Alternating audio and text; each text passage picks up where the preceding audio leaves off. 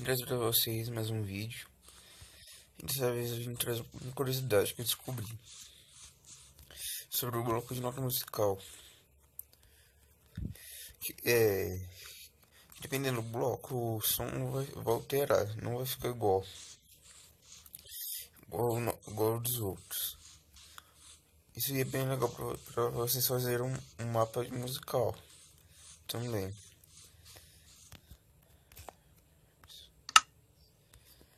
Vou mostrar pra vocês.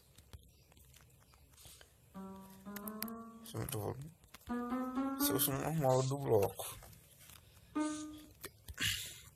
O algoritmo da pele derivados vai fazendo esse som. Madeira e derivados esse som. Aqui também são os derivados de pedra que eu mostro pra vocês.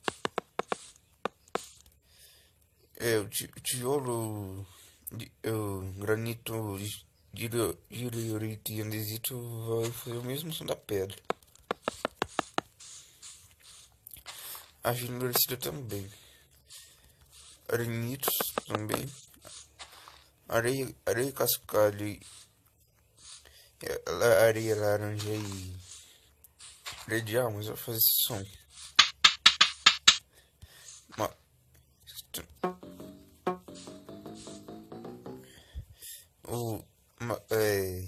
Rocha do Nedo e tijolos do Nedo fazem o mesmo som da pedra.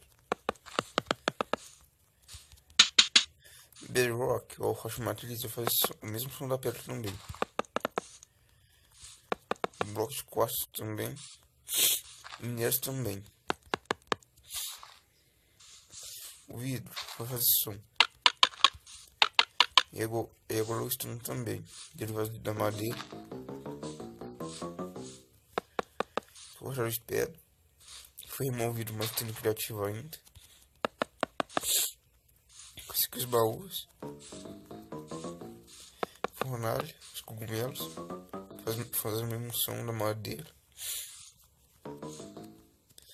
É isso. Espero que vocês tenham gostado do vídeo.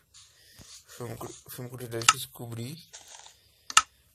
Não vim em canal de ninguém.